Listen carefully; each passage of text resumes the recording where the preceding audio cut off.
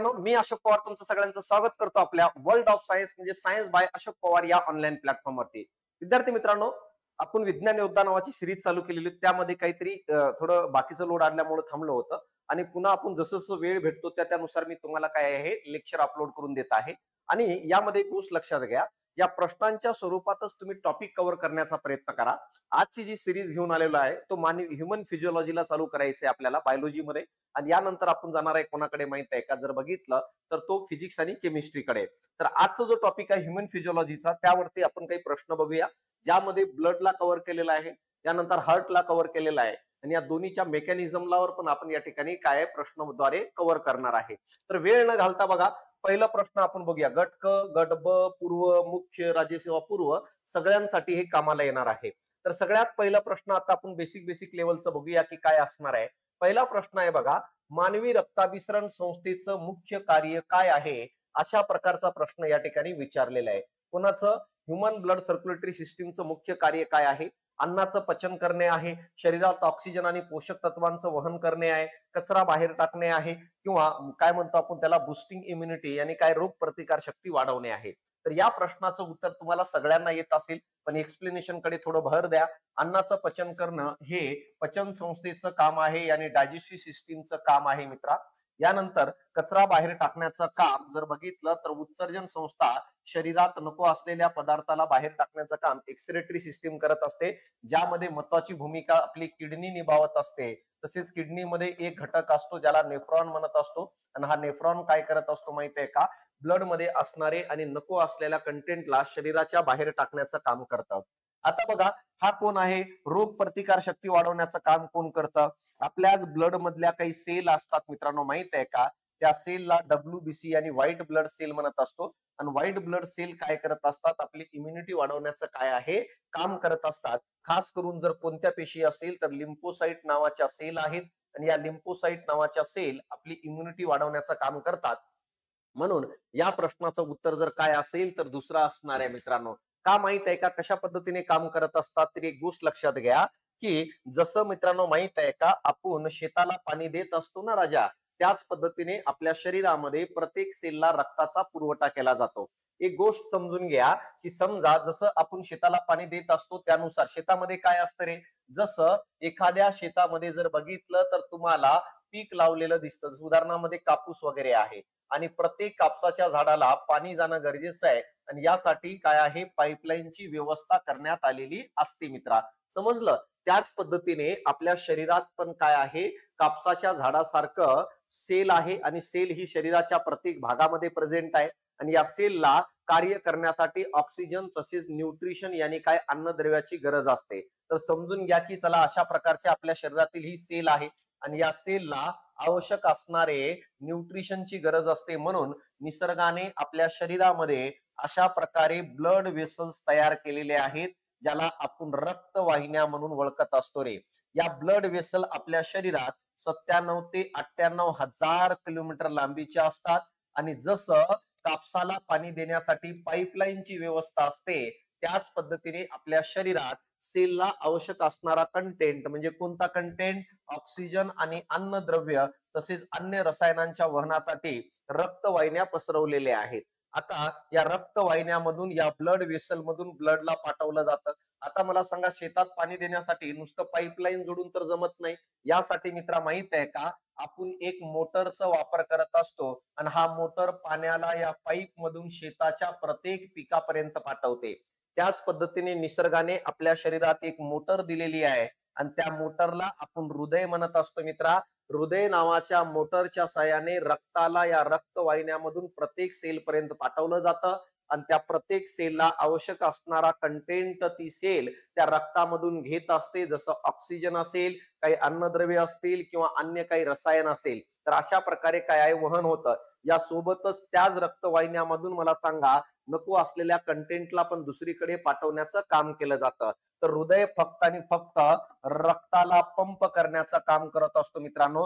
हृदयाचा आणि रक्ताच्या शुद्धीकरणाचा काही संबंध नाहीये. पाण्याची मोटर मला सांगा पाणी फिल्टर करते का? नाही.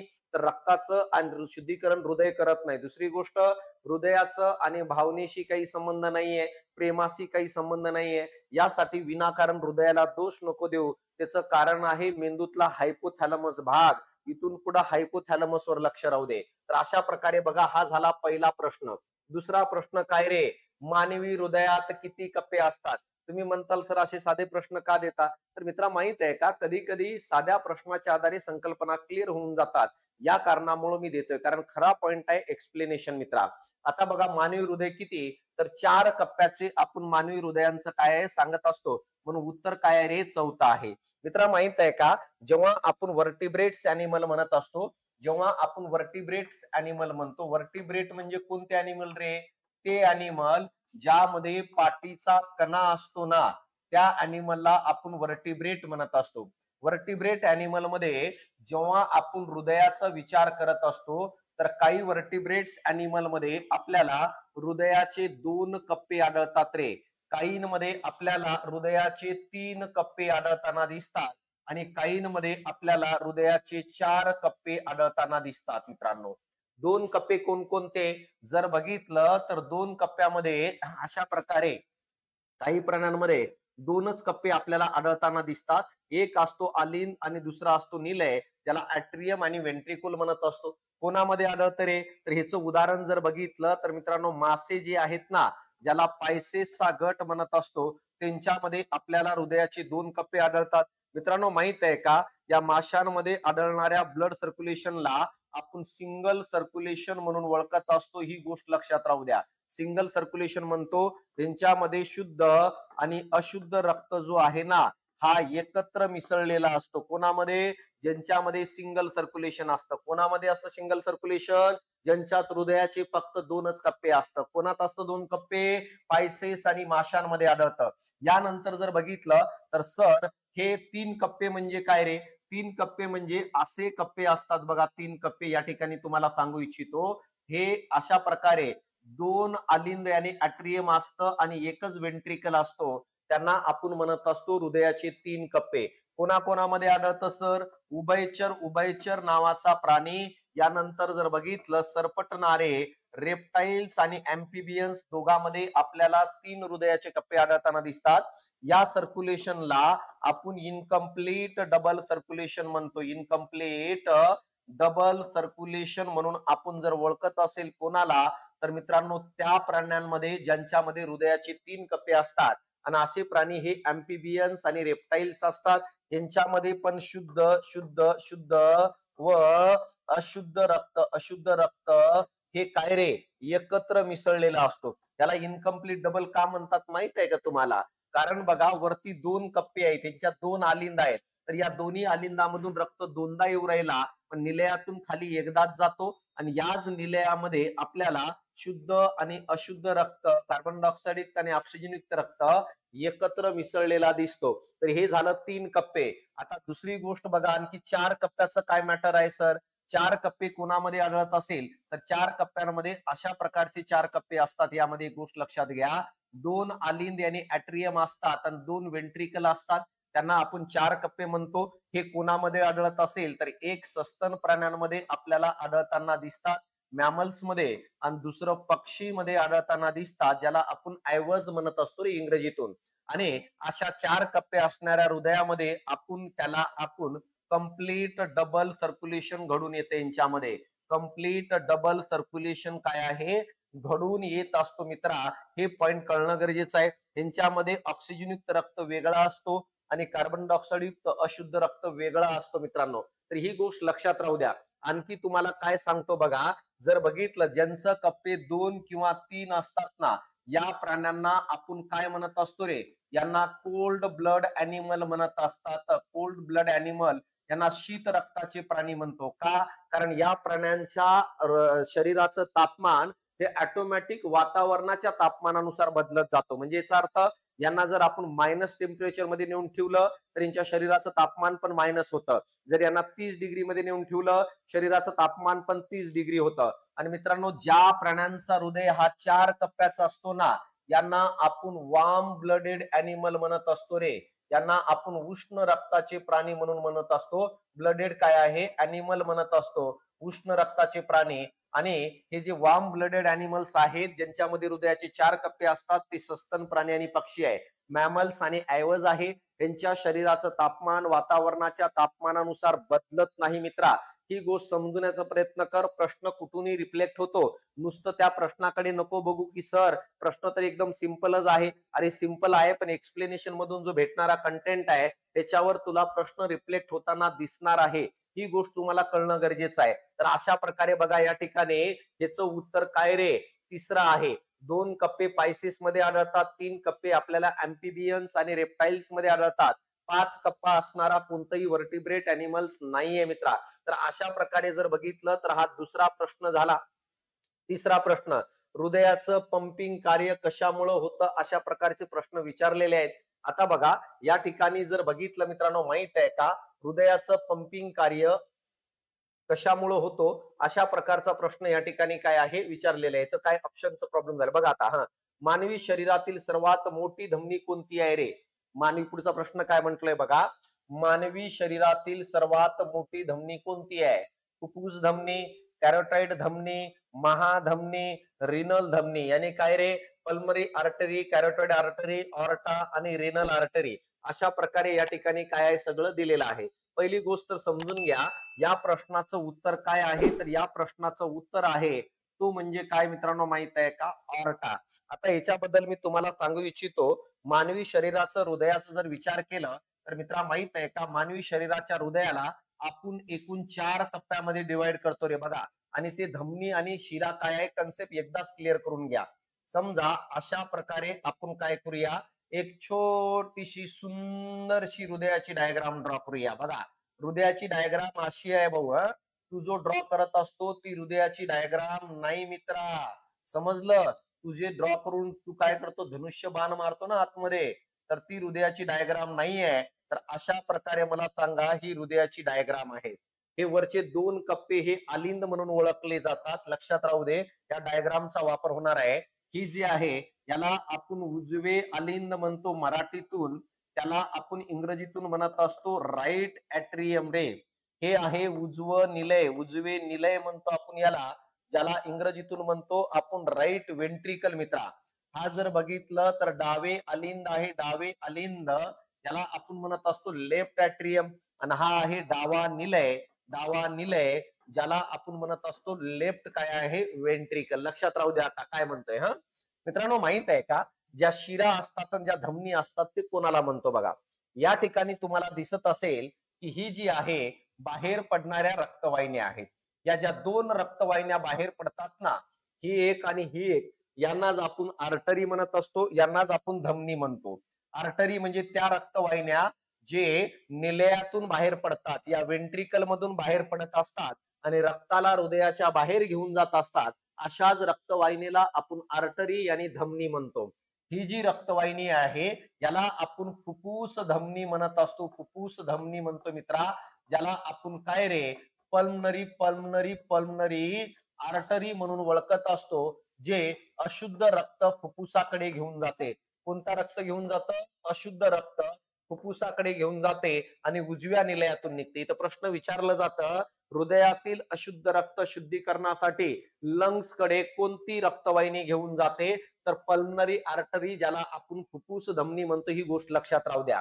यानंतर बघा डाव्या निलयातून एक मोठी रक्तवाहिनी बाहेर पडू राहिली आणि या डाव्या निलयातून बाहेर पडणाऱ्या रक्तवाहिनी ही ऑक्सिजनयुक्त शुद्ध रक्त बाहेर घेऊन पडत असते. आणि या मोठ्या रक्तवाहिनीला महाधमनी म्हणतो. सगळ्यात मोठी रक्तवाहिनी आहे त्याला ऑर्टा म्हणत असतो मित्रा. यानंतर ह्याचे पुढे फाटे फुटत असतात.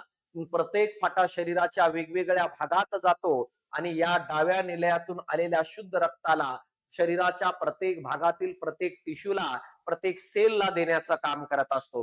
ही गोष्ट लक्षात राहू द्या. तर यांना आपण काय म्हणत असतो रे, धमनी म्हणत असतो मित्रांनो. तर या ठिकाणी तुम्हाला तेच प्रश्न विचारलेला आहे की बाबा की मानवी शरीरातील सर्वात मोठी आर्टरी कोणती, तर या प्रश्नाचं उत्तर आहे ऑर्टा, महाधमनी. कुठून निघत असते ती, तर डाव्या निलयातून निघते. आता मी तुम्हाला सांगितलं लेफ्ट वेंट्रिकल मधून बाहेर पडत असते. फुफ्फुस धमनी काय करते रे, हृदयापासून मला सांगा फुफ्फुसापर्यंत अशुद्ध रक्ताला घेऊन जाण्याचं काम जर कोण करत असेल तर पल्मनरी आर्टरी.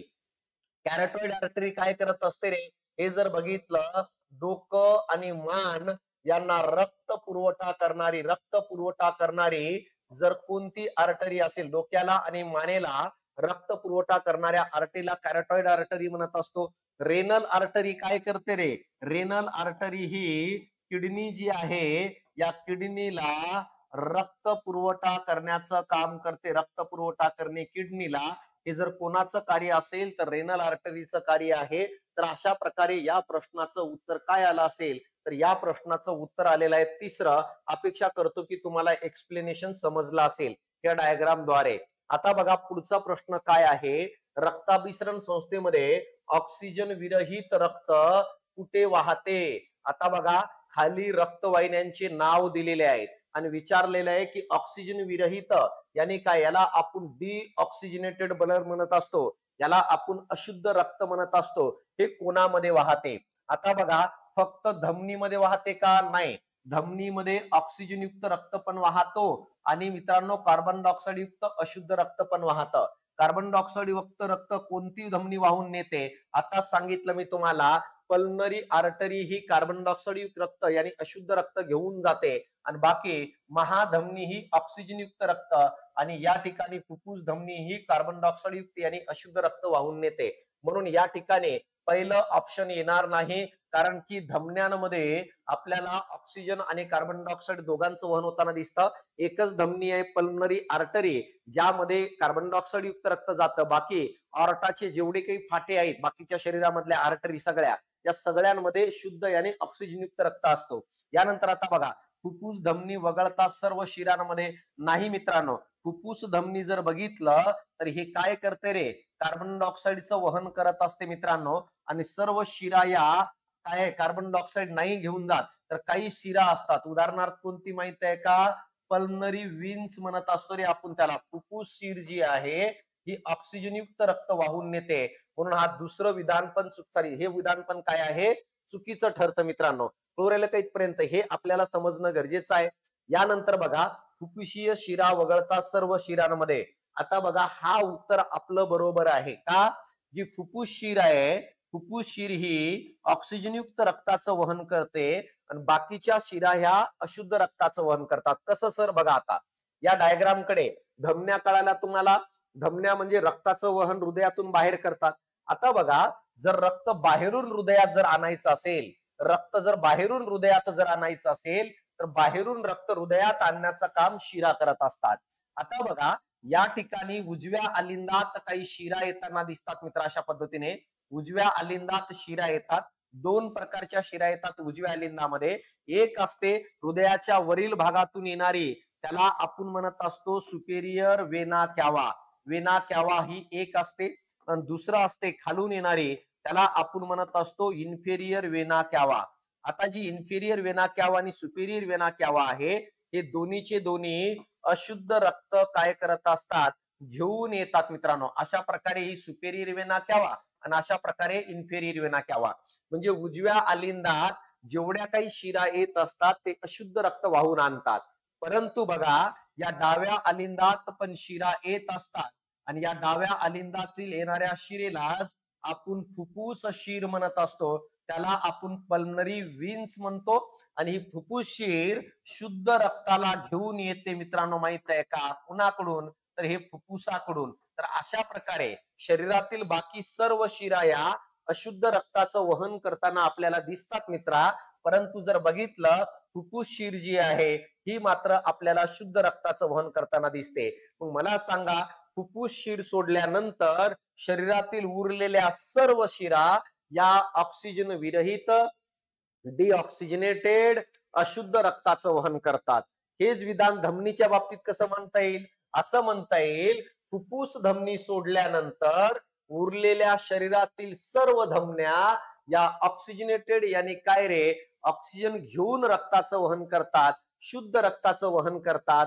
ही गोष्ट आपल्याला समजणं गरजेचं आहे मित्रा. तर अशा प्रकारे या ठिकाणी प्रश्नाचं उत्तर काय आहे, चौथा आहे. फुफ्फुस शिर सोडल्यानंतर उरलेल्या सर्व शिरा या ऑक्सिजन विरहित रक्ताचं वहन करत असतात. म्हणून या प्रश्नाचं उत्तर काय चौथं येणार आहे मित्रा.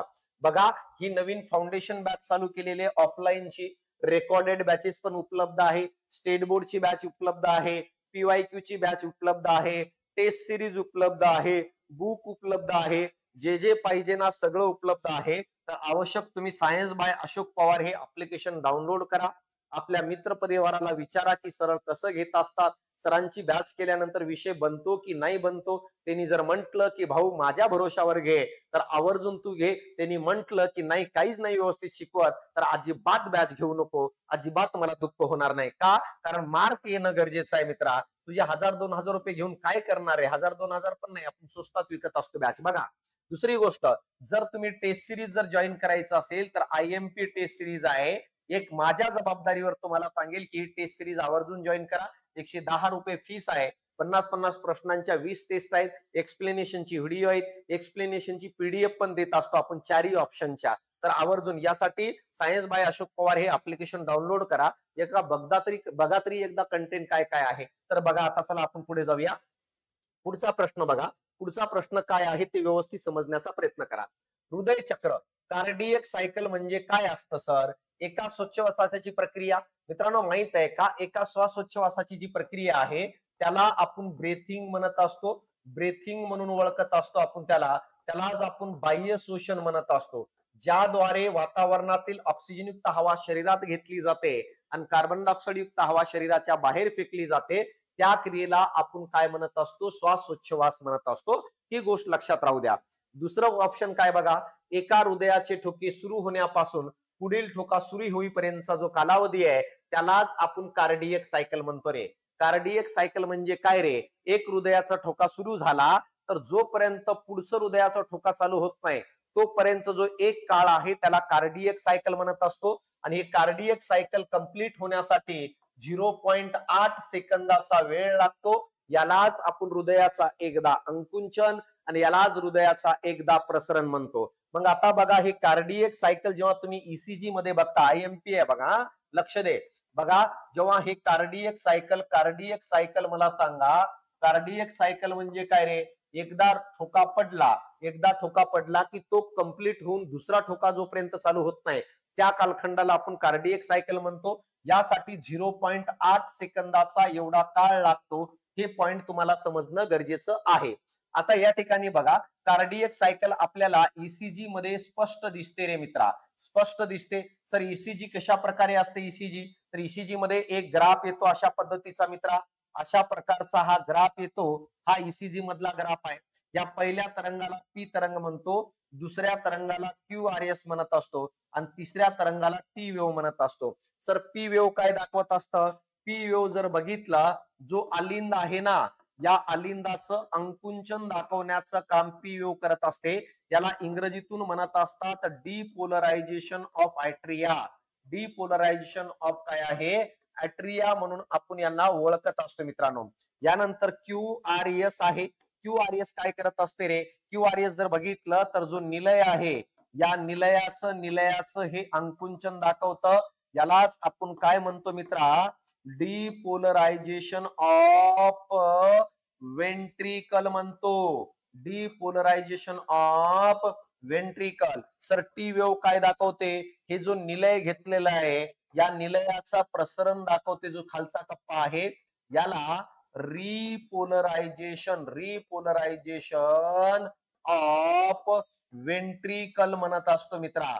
तर अशा प्रकारे हे 3 वेव्ह कंप्लीट होणे यालाच आपण कार्डियक सायकल म्हणतो. आता बघा, सगळ्यात पहिलं P वेव्ह तयार होण्यासाठी फक्त वेळ किती लागत असेल तर 0.1 सेकंदाचा वेळ लागतो. आणि P वेव्ह हृदयातील SA नावाचा नोड तयार करत असतो. ही गोष्ट लक्षात राहू द्या. AC नोड तयार करतात ज्याला पेसमेकर म्हणतो. QRS वेव्ह तयार होण्यासाठी किती वेळ लागतो? तर QRS तयार होण्यासाठी टाइम लागतं मित्रा 0.3 सेकंदाचा वेळ लागत असतो. ही गोष्ट लक्षात राहू द्या. आणि टी वेव्ह कोण तयार करत असेल तर AV नावाचा नोड आहे हृदयामध्ये, तो निर्माण करत असतं.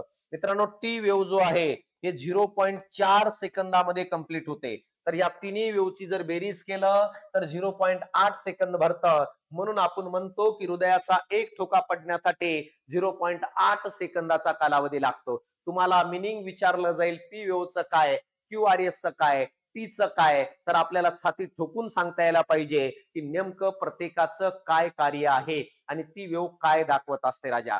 कळालं इथपर्यंत? आणि या पूर्ण ग्राफला आपण कार्डियक सायकल म्हणत असतो, ही गोष्ट लक्षात राहू द्या. तर या ठिकाणी या प्रश्नाचं उत्तर काय रे? दुसरं आहे. सर रक्त गोठण्याची प्रक्रिया, रक्त गोठण्याची प्रक्रिया प्लेटलेट्स चालू करत असतात रे. प्लेटलेट्स म्हणजे याचा अर्थ रक्तपटिका चालू करतात. या व्यतिरिक्त रक्त गोठण्यासाठी प्रोथ्रोम्बिन नावाचा एक रसायन मदत करतो, ही पण लक्षात राहू द्या. रक्त गोठण्यासाठी फायब्रिनोजीन नावाचा एक रसायन मदत करत असतो. रक्त गोठण्यासाठी विटामिन के मदत करत असतं. रक्त गोठण्यासाठी कॅल्शियम आयन्स मदत करत असतात. तर हे सगळे रक्त गोठणारे कंटेंट आहेत. प्लेटलेट्स असणार आहे. यानंतर जर बघितलं प्रोथ्रोम्बिन, फायब्रिनोजिन, विटामिन के आणि कॅल्शियम आयन. सर रक्त पातळ कोण करतो? तर मित्रा, रक्त पातळ करणारा एक रसायन असतं, त्याला आपण हिपॅरिन म्हणत असतो. हे पॉइंट तुम्हाला समजणं गरजेचं आहे. आणि या प्रश्नाचं उत्तर दुसरं आहे, रक्तातील ऑक्सिजनचं प्रमाण. रक्तामध्ये ऑक्सिजनचं प्रमाण, तर रक्तात ऑक्सिजनला हिमोग्लोबिन घेऊन फिरत असतं आणि हिमोग्लोबिन मध्ये आपल्याला ऑक्सिजन लोखंडाच्या साहाय्याने बांधलेलं दिसतो मित्रांनो. तर या प्रश्नाचं उत्तर काय आहे? दुसरं आहे. हे लक्षात राहू द्या. रक्तदाब मोजण्यासाठी कोणत्या उपकरणाचा वापर केला जातो? ब्लड प्रेशर मोजण्यासाठी कोणत्या उपकरणाचा वापर केला जातं? अशा प्रकारे प्रश्न विचारलेला आहे. पहिला आहे बघा स्टेथोस्कोप. स्टेथोस्कोप मध्ये राजा तुला माहित आहे का, डॉक्टरच्या गळ्यात लटकवलेलं असतं. जेव्हा तू डॉक्टरकडे चेकअप साठी जातो, काही तुला त्रास व्हायला नंतर, तर डॉक्टर पहिल्यांदा प्रोसेस आहे चेकअपची. सगळ्यात पहिल्यांदा तुला डॉक्टर म्हणतो काय झालं रे राजा? मग तू म्हणतोस काहीतरी व्हायलंय, हे व्हायलंय, ते व्हायलंय. आणि जेव्हा तुला काहीच कळत नाही काय सांगावं, तेव्हा तू म्हणतोस कसं तरी व्हायलंय. मग त्यानंतर डॉक्टर तुझा हात पकडतो, या ठिकाणची रेडियल आर्टरी चेक करतो, गळ्यात असलेला स्टेथोस्कोप कानात टाकतं आणि तुझ्या चेस्टच्या या ठिकाणी अशा प्रकारे 2-3 दाबून पाहतं. तर त्याला काय येतं रे कानात ऐकू? काही खरं नाही असं कानात ऐकू येतं का? नाही. तर तो उपकरण जो आहे, जो हृदयाचं ठोके किंवा हृदयाची हालचाल डिटेक्ट करत असतं, त्याला आपण स्टेथोस्कोप मध्ये म्हणतो. त्याला काय म्हणतो? स्टेथोस्कोप. या स्टेथोस्कोप मध्ये डॉक्टरला मित्रांनो 2 प्रकारचा आवाज ऐकू येतो रे. एक आवाज असतो लब नावाचा आणि दुसरा आवाज असतो डब नावाचा मित्रा. तर त्या स्टेथोस्कोप मध्ये 2 आवाज.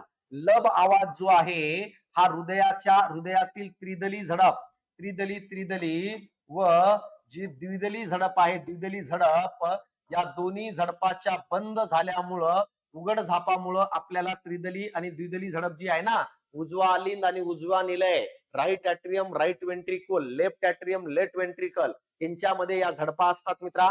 आणि या झडपा जेव्हा उघड झाप करत असतात तेव्हा स्टेथोस्कोप मध्ये आपल्याला काय रे, मग कुठं असतात सर? मग या डायग्राम मध्ये बघा, एक व्यवस्थित लक्ष द्या. या ठिकाणी बघा, या ठिकाणी जर बघितलं या ठिकाणी, तर तुला मित्रा या ठिकाणी त्रिदली झडप दिसते, या ठिकाणी त्रिदली झडप दिसते.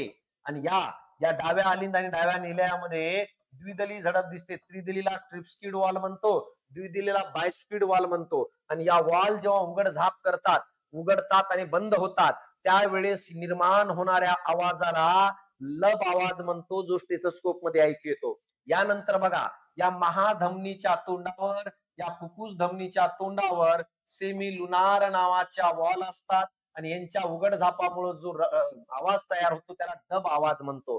त्याच्यावरून काय कळतं? जर आवाज व्यवस्थित येत असेल इथं कोणतं लब आवाज, तर अलिंदातून रक्त निलयात योग्यरित्या येऊ राहिलं असं सांगू शकतो आपण. आणि जर या सेमिलुनार वॉलचा आवाज व्यवस्थित येत असेल तर हृदयातून रक्त बाहेर योग्यरित्या जाऊ राहिलं, अशा पद्धतीने पण आपण त्याला सांगू शकतो. तर अशा प्रकारे बघा, हे स्टेथोस्कोप आहे, हे तुम्हाला कळून गेलं असेल की नेमकं स्टेथोस्कोपचं काय मिनिंग आहे. क्लिअर इथपर्यंत? कोणता आवाज? लब आणि डब. यानंतर बघा, इलेक्ट्रोकार्डिओग्राम, यालाच आपण ईसीजी म्हणत असतो, यालाच आपण ईकेजी म्हणून ओळखत असतो मित्रांनो. ईसीजी इलेक्ट्रोकार्डिओग्राफ म्हणतो किंवा त्याला इलेक्ट्रोकार्डिओग्राम म्हणतो, ज्यामध्ये 3 प्रकारच्या वेव्ह असतात. जसं आता मी तुम्हाला सांगितलं, कोणत्याही ईसीजीची बघा, पी वेव्ह, क्यूआरएस वेव्ह आणि टी वेव्ह. तर या ऑप्शनचं तर तुम्हाला एक्सप्लेनेशन या ठिकाणी भेटून गेलंय की अशा प्रकारे ईसीजी असणार आहे. यानंतर बघा, हा जो आहे ज्याला आपण काय म्हणतो, स्पिग्मो मॅनोमीटर म्हणत असतो, हा जो स्पिग्मोमॅनोमीटर आहे हा काय करत असतो मित्रांनो माहित आहे का? हा ब्लड प्रेशर मोजण्याचं काम करत असतं मित्रा. ब्लड प्रेशर मोजण्याचं काम करतं. 120/80 mmHg हा एक प्रकारचा हेल्दी ब्लड प्रेशर आहे. 120 असणाऱ्या ब्लड प्रेशरला सिस्टोलिक ब्लड प्रेशर म्हणतो, जो निलयाच्या अंकुंचनाच्या वेळेस तयार होतो, तो जास्त प्रमाणात असतं. आणि 80 mmHg हा डायस्टोलिक ब्लड प्रेशर म्हणून ओळखलं जातं मित्रा, जो निलयाच्या प्रसरणाच्या वेळेस होताना आपल्याला दिसतो. थर्मोमीटर हा काय करत असतो रे? बॉडीचं तापमान मोजण्याचं काम करत असतो. तापमान मोजण्याचं का? कारण जर तुम्हाला ताप आहे किंवा नाहीये हे तपासण्यासाठी जर काय केलं जात असेल तर थर्मोमीटरचा वापर करतो. सर या ठिकाणी काय म्हटलंय रे? रक्तदाब म्हटलंय, म्हणून या प्रश्नाचं उत्तर तिसरं आहे. या उपकरणावर पण प्रश्न विचारले जातात मित्रा, म्हणून प्रत्येक लेक्चर तुझ्यासाठी महत्वाचं आहे. फक्त एक्सप्लेनेशन काय करतो व्यवस्थित बघून घ्यायचं कशा प्रकारे असणार आहे.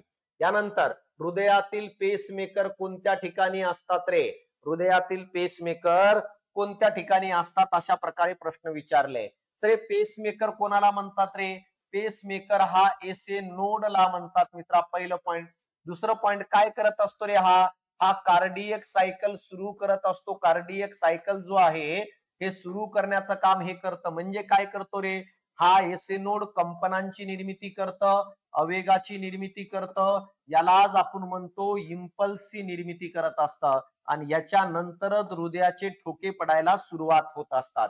तर आता तुम्हाला प्रश्न विचारलाय की हा पेसमेकर, ज्याला एसए नोडला पेसमेकर म्हणतो, जसं गाडीचं स्टार्ट बटन असतो ना मित्रा, आपल्याला टू व्हीलरचं स्टार्ट बटन असतो की नाही, गाडीचं किक असते की नाही, तर आपल्या हृदयाची जी किक आहे, आपल्या हृदयाचा जो स्टार्ट बटन आहे, that is called as a SA node. SA नोडला पेसमेकर म्हणतो मित्रा. गाडीची किक बंद पडली की ढकलून न्यावं लागतं. इथं एसए नोड बंद पडलं की 4 लोकांना खांद्यावर उचलून न्यावं लागतं. कळालं इथपर्यंत? हा फरक आहे. ढकलून न्यायचा ऑप्शन नाही, डायरेक्ट खांद्यावर काय चलो उचलून न्यायचं ऑप्शन आहे. तर अशा प्रकारे बघू आपण हे एसए नोड सर बंद पडलं कसं काय? तुम्ही तर गाडीचं आणि ह्याचं कंपॅरिझन केलं, पण गाडी बंद पडली तर ढकलून न्यावं लागतं आणि एसए नोड बंद पडलं पेसमेकर तर 4 लोकांना खांद्यावर उचलून न्यावं लागतं. एवढं का भेदभाव? ते समजून घे राजा काय आहे ते व्यवस्थित. आता बघा अशा प्रकारे जर बघितलं तर हा तुझं सुंदरसा आणि छान हृदय आहे. हृदयाकडे लक्ष दे. हृदयाकडे लक्ष दे मित्रा. हृदय ज्याच्याकडे त्याच्याकडे नको लक्ष देऊ. कोणाकडे लक्ष दे? हृदयाकडे लक्ष दे. कोणाच्या? तुझ्या हृदयाकडे लक्ष दे. ज्याच्याकडे हृदय आहे त्याच्याकडे लक्ष नको देऊ. काही कामाचं नाहीये. ते हृदय कधी बदलून टाकतं, नंतर एकटं रडशील. बघा आता तर हे आहे. तर काय असतं माहित आहे का? हे चारी कप्पे अंकुंचन आणि प्रसरण करत असतात. या चारी कप्प्यांना अंकुंचन आणि प्रसरणासाठी हा जो उजवा अलिंद आहे ना रे, हे उजवा अलिंद आहे.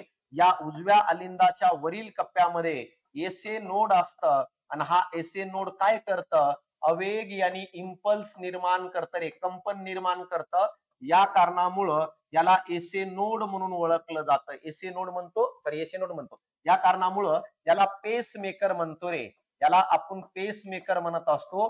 हे जोपर्यंत कंपन तयार करत राहील ना, तोपर्यंत तुझी हृदय नावाची मोटर चालू आहे, तोपर्यंत तू चालू आहे. एसए नोड बंद पडलं म्हणजे 4 लोकांना खांद्यावर उचलून न्यावं लागतं. असं तू उठू शकत नाही का? कारण की एसए नोड बंद पडणे म्हणजे हृदय बंद पडणे. हृदय बंद पडणे म्हणजे शरीराच्या पेशीला रक्तपुरवठा होत नाही. रक्तपुरवठा नाही म्हणल्यावर ऑक्सिजन भेटत नाही आणि ऑक्सिजन भेटत नसल्यामुळे मला सांगा पट पट पट पट पट काय आहे? शरीरातील पेशी मरतात आणि विदिन काही कालावधीमध्ये मित्रांनो माहित आहे का, तू काय पृथ्वी सोडून काय आहे स्वर्गात जाऊ शकतो. तर अशा प्रकारचा एसए नोडची काळजी घे. म्हणून मी म्हंटलो की हृदयावर लक्ष दे. ज्याच्याकडे हृदय आहे तिच्याकडे नको लक्ष देऊ. बघा आता या ठिकाणी जर बघितलं एसए नोड, या व्यतिरिक्त याच उजव्या अलिंदाच्या खालील भागामध्ये एव्ही नोड असतं मित्रा. एव्ही नोड असतं. एव्ही नोड हे पण लक्षात राहू दे. एव्ही नोड काय करतं रे? एव्ही नोडला आपण रिझर्व्ह पेस मेकर म्हणत असतो आणि हा एव्ही नोडला रिझर्व्ह पेस मेकर म्हणून ओळखलं जातं. हा पण काय करतं? आवेगाची निर्मिती करतं. तसेच एसए नोडनी तयार केलेले काही कंपन साठवण्याचं काम करतो. या व्यतिरिक्त जर बघितलं मित्रा, या एव्ही नोड पासून 2 केबल निलयाच्या पृष्ठभागापर्यंत पसरलेले असतात. वेंट्रिकलच्या पृष्ठभागावर पसरलेले असतात. या केबललाच आपण बंडल ऑफ हीज म्हणत असतो रे.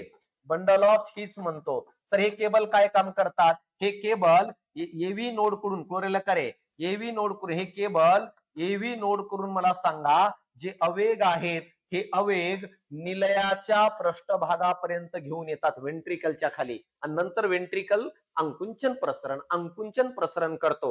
यानंतर बघा या बंडल ऑफ हिटचं एरिया वाढावं म्हणून ह्याच्यावर एक खडबडीत भाग असतो, अशा प्रकारचं खडबडीत भाग असतं, त्याला आपण म्हणत असतो पुर्किंजे फायबर. पुर्किंजे फायबर काय काम करतं? तर बंडल ऑफ हिटचं एरिया वाढवण्याचं काम करतो. तर अशा प्रकारे इथं विचारलं होतं की पेस मेकर ज्याला एसे नोड आहे हे कुठं प्रेझेंट असतं? तर उजव्या अलिंदाच्या वरील भागामध्ये प्रेझेंट असतं. तर या प्रश्नाचं उत्तर तूच सांग आता. पेस मेकर डाव्या अलिंदात असतो का? नाही, काही संबंध नाहीये. उजव्या अलिंदात आपल्याला पेस मेकर आढळताना दिसतं आणि खाली दोन्ही निलयामध्ये काय आढळतं? बंडल ऑफ हिटचे जाळे आढळतात. हे लक्षात राहू दे रे राजा. म्हणून या प्रश्नाचं उत्तर काय आहे? तर मित्रा या प्रश्नाचं उत्तर दुसरं आहे. दुसरं उजव्या अलिंदात इन द राईट ऍट्रियम मध्ये आपल्याला तुझं पेस मेकर आणि एसे नोड आढळतं. आणि जर पेस मेकर जर बंद पडलं तर विदिन सेकंद काय त्या व्यक्तीची डेथ होते. यालाच आपण म्हणत असतो कार्डियक अरेस्ट. मित्रांनो यालाच काय म्हणतो राजा? कार्डियक अरेस्ट म्हणून ओळखत असतो. आता एक प्रश्न आलाय बघा, कोरोनरी धमनी रोग, कोरोनरी आर्टरी डिसीज ज्याला सीएडी कॅड म्हणतात, हे कशामुळे होतं? अशा प्रकारचा प्रश्न आपल्याला या ठिकाणी दिलेला आहे. आता बघा पहिला ऑप्शन आहे फुफ्फुसात जळजळ. फुफ्फुसात जळजळ आपल्याला निमोनिया मध्ये होतं रे. निमोनिया म्हणजेच काय रे? जेव्हा फुफ्फुसात पाणी भरतं त्या कारणामुळे तसे सिम्पटम्स आढळू शकतात. परंतु कोरोनरी आर्टरी डिसीजचा आणि फुफ्फुसातील जळजळीचा काही संबंध नाहीये. हृदयाच्या स्नायूंना रक्त पुरवठा करणाऱ्या धमन्यामध्ये प्लेक जमा झाल्यामुळे काय मित्रांनो माहित आहे का? कोरोनरी आर्टरी डिसीज होतो. तर ह्याचं उत्तर बी आहे. कोरोनरी आर्टरी डिसीज का होतो? तर मित्रा माहित आहे का? या ठिकाणी सांगतो, आनंदात समजून घे. समजा अशा प्रकारे हृदय आहे. समजा अशा प्रकारे हृदय आहे. तुम्ही म्हणताल सर असा कस काय हृदय आहे? अरे भाऊ समज म्हंटलोय. जसं तू तुझ्याबद्दल कोणाच्या मनात काही नसताना तू उलट सुलट काही पण समजतोय ना, तशाच पद्धतीने या ठिकाणी समजून घे की हे हृदय आहे. आता बघा या हृदयाला अशा प्रकारे रक्त पुरवठा करणाऱ्या धमनी असतात. आणि मित्रा माहित आहे का? या धमनीच्या आतमध्ये अशा प्रकारे कोलेस्ट्रॉलचे थर्स असतं. कोलेस्ट्रॉल दोन प्रकारचं असतं. एलडीएल एक असतो आणि एचडीएल असतो. मित्रांनो एचडीएल ला आपण गुड कोलेस्ट्रॉल म्हणतो आणि एलडीएल ला आपण बॅड कोलेस्ट्रॉल म्हणतो. मग एचडीएल चाचलं तर त्याचं काही प्रॉब्लेम नाही, लिव्हर त्याला काढून टाकतं. पण एलडीएल चाचलं तर अशा प्रकारे एलडीएल चाचल्यामुळं एक प्रकारचा थर तयार होतो आणि या थरालाच प्लेक म्हणून ओळखत असतो मित्रांनो. आणि या प्लेक मुळे ह्याच्यातून जाणाऱ्या ब्लडला मला सांगा अडथळा निर्माण होतो. आणि जेव्हा ब्लडला अडथळा निर्माण होतो तर हृदयाला रक्त पुरवठा मला सांगा कमी प्रमाणामध्ये होताना आपल्याला दिसतं. आणि हृदयाला जर रक्त पुरवठा कमी झालं तर हृदयाची कार्यशीलता घसरते. या रोगालाच आपण काय म्हणत असतो रे? कॅड म्हणतो. करोनरी आर्टरी डिसीज म्हणतो राजा. तर हे एलडीएल एचडीएल हे काय आहे समज. तर या कारणामुळे मला सांगा उत्तर दुसरं आहे. मेंदूतील रक्तवाहिनी फुटल्यामुळे due to rupture blood vessel in the brain. ब्रेनची रक्तवाहिनी जर तुटली त्याला ब्रेन स्ट्रोक म्हणतात रे मित्रा. ब्रेन स्ट्रोक म्हणत असतो त्याला. हायपर टेन्शन मध्ये हे घडताना दिसतं आपल्याला. जर एखाद्याचा रक्तदाब खूप वाढलं, किती रे? वरचा रक्तदाब 140च्या वरती असणार आहे असेल, वरचा रक्तदाब 140च्या वर असेल आणि खालचा रक्तदाब मला सांगा जर बघितलं 90च्या वर किंवा 100च्या वर जर कंटिन्यू असेल तर त्याला हायपर टेन्शन म्हणतो. आणि हायपर टेन्शन मध्ये मित्रांनो माहित आहे का? रक्त पुरवठा करणाऱ्या काही आर्टरी, कोणाकोणाला? हृदयाला रक्त पुरवठा करणारी आर्टरी तुटू शकते. ब्रेनला रक्त पुरवठा करणारी आर्टरी तुटली तर ब्रेन स्ट्रोक होतं. आणि मित्रांनो माहित आहे का? किडनीला रक्त पुरवठा करणारी आर्टरी पण काय तुटू शकते. चौथा ऑप्शन रक्तातील साखरेचं प्रमाण वाढल्यामुळं. तर मित्रांनो रक्तातील साखरेचं प्रमाण जर वाढलं त्यालाच आपण डायबिटीज मिलिटस म्हणत असतो रे मित्रा. डायबिटीज मिलिटस म्हणून ओळखत असतो, ज्याला मराठीतून मधुमेह म्हणत असतो. पण या प्रश्नाचं उत्तर दुसरं आहे. अपेक्षा करतो की तुम्हाला कळालं असेल की काय असणार आहे सीएडी कॅड वगैरे. यानंतर बघा 10वा प्रश्न, लसिका संस्था आणि रक्ताभिसरण संस्था यांच्यातील संबंधाबाबत खालीलपैकी कोणतं विधान योग्य आहे? तर मित्रांनो माहित आहे का, आपल्या शरीरामध्ये दोन सिस्टीम असते रे. दोन सिस्टीम असते. एक पहिली सिस्टीम आहे बघा, त्याला आपण म्हणत असतो blood circulatory system. Blood circulatory system म्हणत असतो मित्रा. आणि दुसरं असतं त्याला आपण काय म्हणत असतो, लिम्फॅटिक सिस्टम म्हणत असतो. लिम्फॅटिक सिस्टम म्हणतो किंवा लिम्फॅटिक सर्क्युलेशन म्हणत असतो. तर या दोघांमध्ये काय बघा, रक्ताभिसरण आणि लसिका संस्थेमध्ये काय फरक आहे ते मी या ठिकाणी तुम्हाला सांगण्याचा प्रयत्न करतो. व्यवस्थित लक्ष द्या. काय असतो माहित आहे, काय असतं, समजा आपल्या शरीरामध्ये अशा प्रकारची ही रक्तवाहिनी आहे. आपल्या शरीरामध्ये ही रक्तवाहिनी आहे, ही रक्तवाहिनी आहे. तर ही रक्तवाहिनी जी आहे यालाच आपण काय म्हणत असतो, रक्ताभिसरण संस्था.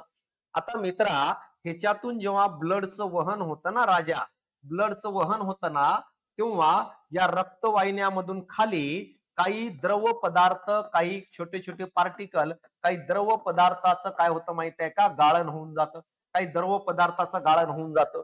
खाली पडणारा रक्तवाहिनीतून लीक झालेला म्हणतो, गाळण नाही म्हणू शकत, लीक झालेला द्रव पदार्थ बाहेर पडतो रक्तवाहिन्यातून. जसं एखादं पाण्याचं पाईपलाईन आहे, पाईपलाईन आहे, तर त्या पाईपलाईनच्या आजूबाजूला ओलावा दिसतो की नाही रे, तर आतून जाणारा पाणी मायनर प्रमाणात का होईना पण बाहेर लीक होतोय की नाही. त्याच पद्धतीने आपल्या शरीरातील रक्तवाहिन्यातून रक्त जात असताना त्याच्यातला द्रव पदार्थ लीक होऊन खाली पडत असतो. आणि हा द्रव पदार्थ जो लीक होऊन खाली पडतो ना मित्रा, या द्रवालाच आपण लसिका द्रव म्हणत असतो मित्रा. यालाच आपण लिम्फ म्हणून ओळखत असतो मित्रांनो. सर काय असतो या द्रवामध्ये? मित्रा, या द्रवामध्ये जर बघितलं, हा पांढऱ्या रंगाचा असतो, पांढऱ्या रंगाचा असतं मित्रा. यामध्ये आपल्याला आरबीसी नसते रे, आरबीसी नसते मित्रा, आरबीसी नसते. यामध्ये काही प्रथिने आढळतात, काही प्रथिने असतात. यासोबतच या द्रवामध्ये जर बघितलं, पांढऱ्या रक्तपेशी असतात, डब्ल्यूबीसी असतात. खास करून डब्ल्यूबीसी मध्ये लिम्फोसाइट नावाचा हा जो पेशी आहे, हे आपल्याला या लसिका द्रवात आणि लिम्फ या द्रवामध्ये जास्त प्रमाणात आढळतात. म्हणजे याचा अर्थ या लिम्फ नावाच्या द्रवामध्ये आपल्याला अँटीबॉडीचं प्रमाण जास्त आढळतं, जे जीवाणूचा मारण्याचं काम करतात. का? कारण अँटीबॉडीची निर्मिती हे लिम्फोसाइट करत असतात मित्रांनो. क्लिअर इथपर्यंत? मग आता इथं बघा, जर बघितलं तर हा द्रव लसिका द्रव. आता या द्रवाला मित्रा माहित आहे का, अशा प्रकारे एका वाहिनीद्वारे हृदयापर्यंत आणलं जातं. आणि या वाहिनीलाच आपण लसिका संस्था म्हणत असतो रे. लसिका संस्था, यालाच आपण लिम्फॅटिक सिस्टीम म्हणतो. ज्याद्वारे लीक झालेला द्रव हा शरीराकडून हृदयाकडे आणलं जातं. आणि त्याच्या वहनाची दिशा एकच असते, शरीराकडून कोणाकडे रे, हृदयाकडे. तर लिम्फॅटिक सिस्टीमाचा वहनाचा मार्ग हा शरीराकडून हृदयाकडे एकाच युनिडायरेक्शनल असतो. त्यांच्यामध्ये लीक झालेला द्रव असता जो वरती नेण्याचं काम करतो. याच सोबत बघा, या लसिकी संस्थेद्वारेच काय केलं जातं रे, मेद आणि फॅटचं अब्सॉर्प्शन करतात. का? कारण मेद पाण्यात विरघळत नाही. या कारणामुळं रक्तवाहिन्यामध्ये डायरेक्ट न शोषता तो लसिके संस्थेमध्ये पहिलं आणलं जातं मित्रा. तर अशा प्रकारे मला सांगा, या ठिकाणी सांगा आता तुम्ही, लसिका संस्था, लिम्फॅटिक सिस्टीम आणि रक्ताभिसरण संस्था याच्यातील संबंधाबाबत खालील बघा. आता हे सांगितलं, हाच प्रश्न होता ना, बरोबर आहे, तोच प्रश्न. यांच्यातील संबंधाबाबत काय विधान योग्य आहे? योग्य आहे. पहिलं बघा, लसिका संस्था, लिम्फॅटिक सिस्टीम रक्ताभिसरण संस्थेपासून पूर्णपणे स्वतंत्र कार्य करतात नाही ना रे मित्रांनो. रक्ताभिसरण संस्थेमधून जेव्हा रक्त खाली गळून खाली पडेल, लीक होईल, तेव्हा तर लसिका संस्था काम करणार आहे, सोबत काम करत असतात ते.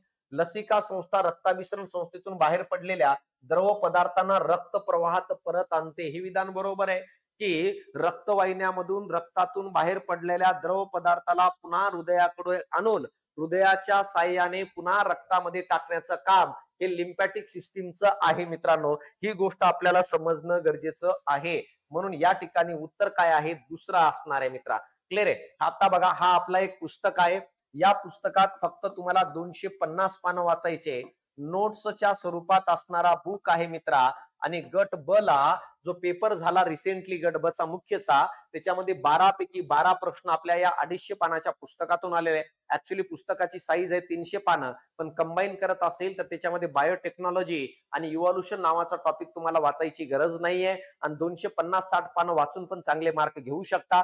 नोट्सच्या स्वरूपात 4 कलर मध्ये जबरदस्त पुस्तक आहे. आवर्जून मित्राकडून कोणाकडून एकदा घेऊन बघा आणि नंतर निर्णय घ्यायचं की नाही घ्यायचं मित्रा. पण गॅरंटी देऊन सांगतो, एकदा पुस्तक बघितलास तू पुस्तकाच्या प्रेमात पडशील मित्रा, माझ्या नाही, पुस्तकाच्या प्रेमात पडशील. आणि जर तुम्हाला घ्यायचं असेल तर या ठिकाणी नंबर दिलाय 99-22-49 करेल का 24-15, याला कॉल करून काय करा विचारू शकता मित्रांनो. क्लिअर इथपर्यंत? एमपीसी विज्ञान नावाचा पुस्तक आहे. आता बघा 11वा प्रश्न, हृदयाच्या झडपांचं मुख्य कार्य काय रे? हृदयाच्या झडपा या कशासाठी दिलेल्या असतात तुम्हाला माहित आहे का? हृदयाच्या झडपांचं मुख्य कार्य आहे की फ्लो होणाऱ्या रक्ताचं कंट्रोल ठेवणं, रिटर्न बॅक येऊ नये या कारणामुळे हृदयामध्ये झडपा दिलेल्या आहेत. कुठं दिलेल्या आहेत बघा, या ठिकाणी जर बघितलं तर तुम्हाला हृदयाच्या डायग्राम मध्ये सांगतो बघा. या ठिकाणी काय असते रे? या ठिकाणी जर बघितलं तर त्रिदली झडप आहे. या ठिकाणी काय रे? द्विदली झडप आहे. तर यांचं काम काय आहे? निलयातला रक्त रिटर्न जाऊ नये म्हणून या झडपा दिलेत ना रे. एकदा अलिंदातून रक्त खाली निलयात आलं, ऍट्रियम मधून व्हेंट्रिकल मध्ये आलं की बंद होऊन जातात आणि नंतर हा व्हेंट्रिकल अंकुंचन पावला तर रक्त रिटर्न बॅक फ्लो होत नाही. या कारणामुळे हृदयाच्या आतमध्ये हे काय बायोस्क्विड आणि ट्रिप्स्क्विड वॉल देण्यात आलेले आहेत. तर या ठिकाणी या प्रश्नाचं उत्तर तुम्ही सांगा आता मला, काय असणार आहे रे? हृदयाला रक्त पुरवठा करणे नाही. हृदयाला रक्त पुरवठा करण्याचं काम जर कोण करत असेल तर कोरोनरी आर्टरी करत असते रे. कोरोनरी आर्टरी नावाची रक्तवाहिनी करत असते. रक्त एकाच दिशेने वाहते याची खात्री करणे, बघा रक्त एकाच दिशेने वाहू राहिलं याची खात्री करणे आणि उलट प्रवाह थांबवणे हे जर कोणाचं कार्य असेल तर हृदयामध्ये असणाऱ्या वॉलचं कार्य आहे. वॉल कोणकोणत्या रे? उजवा अलिंद आणि उजवा निलय. बघा अशा प्रकारे हे 4 कप्पे आहेत. हे ऍट्रियम, हे व्हेंट्रिकल, हे काय आहे रे? हे काय म्हणतात, सॉरी, हे 4 कप्पे आहेत. अशा प्रकारे हे 4 कप्पे आहेत. वरच्या 2 कप्प्यांना ऍट्रियम म्हणतो, खालच्या 2 कप्प्यांना व्हेंट्रिकल. तर मित्रांनो माहित आहे का, या ठिकाणी जर बघितला तर वरतून रक्त खाली आलं तर त्याला वरती रिटर्न न जाऊ देण्याचं काम ते करत असतात. या व्यतिरिक्त आणखी जर बघितलं तर या ठिकाणी काय असणार आहे? हृदयाचे ठोके निर्माण करणे. हृदयाचे ठोके कोण निर्माण करते रे? एसए नोड करत असतो, जो उजव्या अलिंदात असतो या ठिकाणी. त्यालाच आपण पेस मेकर म्हणतो राजा. रक्तातील टाकाऊ पदार्थ फिल्टर करणे. फिल्टर कोण करत असते रे?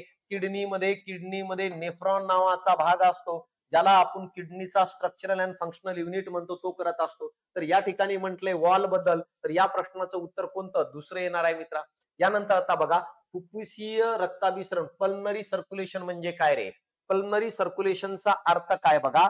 पल्मनरी सर्क्युलेशन म्हणजे काय? पहिलं, हृदयापासून शरीराच्या सर्व भागापर्यंत ऑक्सिजनयुक्त वाहून नेणे, याला आपण म्हणत असतो काय माहित आहे का? सिस्टमॅटिक सर्क्युलेशन म्हणतो. सिस्टमॅटिक सर्क्युलेशनचा अर्थ आहे हृदयातून शुद्ध रक्ताचा पुरवठा पूर्ण शरीरभर करणे, याला आपण सिस्टमॅटिक सर्क्युलेशन म्हणतो. शरीराच्या सर्व भागातून ऑक्सिजन विरहित रक्त हृदयाकडे आणणे, हृदयापासून फुफ्फुसापर्यंत ऑक्सिजन विरहित रक्त पोहोचवणे, हे तिसरं उत्तर आहे. जेव्हा हृदयाकडून फुफ्फुसाकडे शुद्धीकरणासाठी कोणाद्वारे?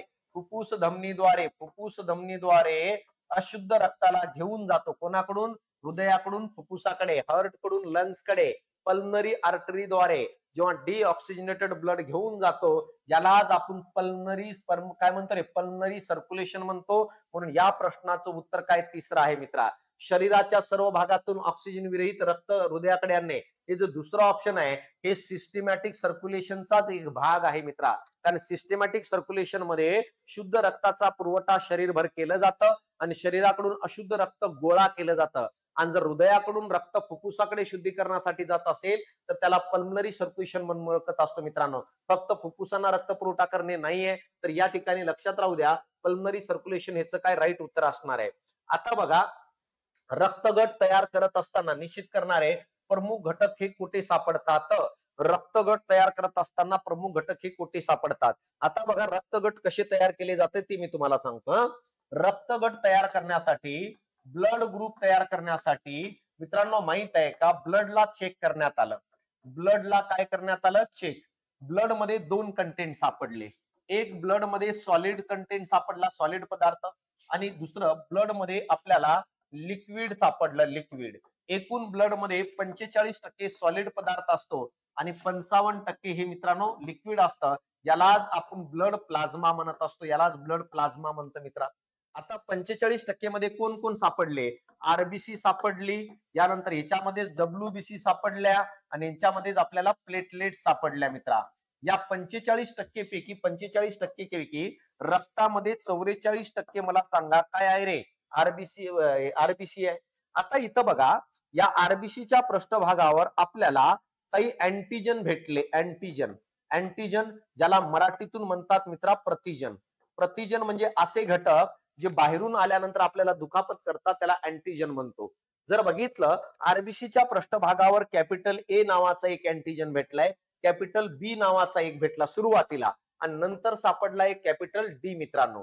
आता बघा, या अँटीजनला प्रतिक्रिया म्हणून शरीरात अँटीबॉडीज तयार होतात आणि शरीरातील अँटीबॉडीज जर कुठं तयार होत असेल तर आपल्या रक्तातील ब्लड प्लाझ्मा मध्ये तयार होतात आणि दोन प्रकारच्या अँटीबॉडीज सुरुवातीला तयार झाल्या, ती स्मॉल ए आणि स्मॉल बी. तर विचारलं की अँटीजन कुठं? आरबीसीच्या पृष्ठभागावर.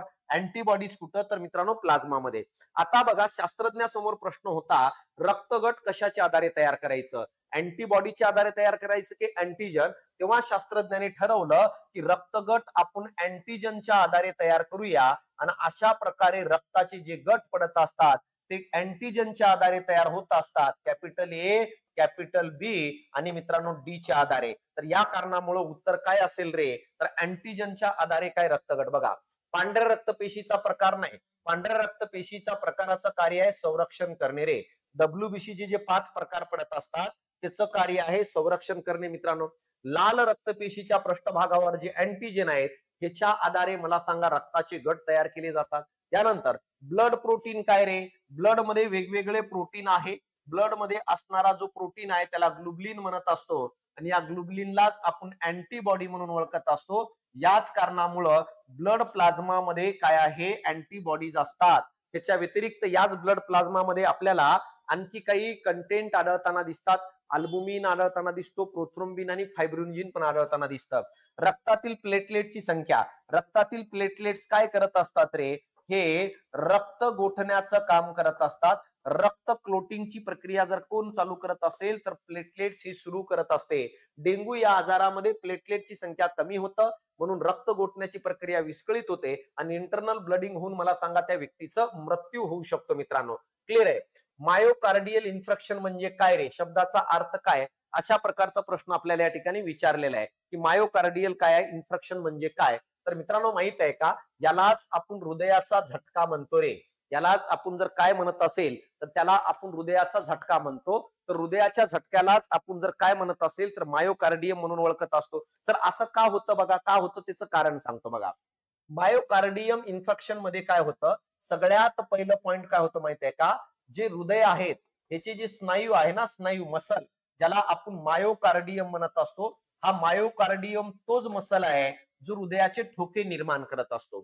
तर हा जो मायोकार्डियम दिसतो मित्रांनो, या मायोकार्डियम नावाच्या स्नायूला रक्ताचा पुरवठा कमी होतो. रक्ताचा पुरवठा कमी होतं आणि रक्ताचा पुरवठा कमी झाल्यामुळं ऑक्सिजनची कमी होते, ऑक्सिजन कमी होतं आणि ऑक्सिजन कमी झाल्यामुळं हृदयाच्या सेल या मृत व्हायला सुरुवात होऊन जातात, मरायला सुरुवात होऊन जातात. या अवस्थेलाच आपण मायोकार्डियल इन्फेक्शन म्हणतो. आपण यालाच मायोकार्डियल इन्फेक्शन म्हणतो. याला दुसऱ्या शब्दामध्ये हृदयाचा झटका म्हणतात मित्रांनो, झटका. क्लिअर इथपर्यंत? सर पहिलं काय हो? सर मेंदूतून जर रक्त यायला लागलं तर काय म्हणायचं त्याला? त्याला सेरेब्रल हेमोरेज म्हणून ओळखत असतो बघा. याला म्हणत असतो आपण सेरेब्रल का हेमोरिग म्हणून ओळखत असतो मित्रांनो. आता बघा, हेमोरिग म्हणजे काय रे? हेमोरिग म्हणजे काय बघा, हेमोरिग या नावाने ओळखत असतो. तर सेरेब्रल हेमोरिग जो आहे म्हणजेच काय रे? मेंदूतून रक्त येणे, मूत्रपिंडाचे कार्य थांबणे, याला किडनी फेलर म्हणत असतो मित्रांनो. फुफ्फुसांचा संसर्ग, याला निमोनिया म्हणतो, निमोनिया, ज्यामध्ये फुफ्फुसात पाणी भरतं. ही गोष्ट लक्षात राहू द्या. आणि शेवटचा प्रश्न, हायपरटेन्शन या स्थितीबद्दल खालीलपैकी कोणते विधान असत्य आहे? चुकीचं काय बघा. हायपरटेन्शन म्हणजे काय रे? जेव्हा वरचं रक्तदाब 140 आणि खालचा रक्तदाब 90 mmHg च्या वर असताना तेव्हा त्याला म्हणतो आपण हायपर टेन्शन. आणि जर समजा राजा वरचं रक्तदाब 100 आणि खालचं रक्तदाब 60च्या खाली जर गेला तर त्या अवस्थेला म्हणतो आपण हायपोटेन्शन. तर आता इथं बघा हायपर टेन्शन बद्दल विचारलंय म्हणजे वाढणं. याला सायलेंट किलर असेही म्हणतात कारण अनेकदा लक्षणे दिसत नाही. हे विधान बरोबर आहे. इथं असत्य ओळखायचं हे विधान बरोबर आहे. सायलेंट किलर म्हणतात लक्षणे. यामुळे हृदयविकार आणि स्ट्रोकचा धोका काय रे वाढतो. बरोबर आहे मित्रांनो. हायपर टेन्शन मुळे हृदयाचा हार्ट अटॅक होऊ शकतो, ब्रेन स्ट्रोक होऊ शकतो, किडनीला रक्त पुरवठा करणारी रक्तवाहिनी डॅमेज होऊ शकते. त्यानंतर रक्तदाब 120/80 mm ज्याच्या खाली असणे हे उच्च रक्तदाबाचे लक्षण नाही आहे. तर 120/80च्या खाली असणे हे हायपोटेन्शनचं कारण आहे रे. हायपोटेन्शनचं सिम्पटम्स आहे. इथं म्हटले उच्च रक्तदाब म्हणून हे विधान चुकीचं आहे. जीवनशैलीतील बदल, औषधे यामुळे यावर नियंत्रण मिळवता येतं मित्रांनो. व्यायाम करत असेल, मेडिसिन घेत असेल तर बरोबर आहे. परंतु हे तिसरं चुकीचं आहे कारण तिसरं दिलेला हा हायपोटेन्शनचं काय आहे लाईन आहे. इथं आपल्याला हायपर बद्दल विचारलं होतं. तर अपेक्षा करतो की अशा प्रकारे या प्रश्नाचं उत्तर तुम्हाला समजून आलं असेल. मित्रा, जर तुम्ही नवीन पहिल्यांदा लेक्चर पाहत असेल युट्यूब चॅनलला तर सबस्क्राईब कराच मित्रा. यासोबतच मित्रांनो माहित आहे का टेलिग्राम चॅनल जॉईन करा @science by अशोक पवार. त्याच्यावर सगळं नोट्स पीपीटी वगैरे आहे. यानंतर बघ भाऊ इंस्टाग्रामला जर फॉलो करत तर करून टाक. काय इंस्टाग्रामला काय रील बनवत नाही मी, पण कंटेंटच्या काही रील पाठवत असतो. या व्यतिरिक्त फेसबुकला पण फॉलो करा. काही अडचण असेल तर मित्रांनो माहित आहे का मला कॉन्टॅक्ट करा. काही अडचण असेल तर, पण विज्ञानमध्ये मार्क यायला पाहिजे रे राजांनो. तर चालतं या ठिकाणी मी थांबतो. भेटू आपण पुढच्या लेक्चरला. याच डेडिकेशननी याच अप्रोचनी. धन्यवाद मित्रांनो.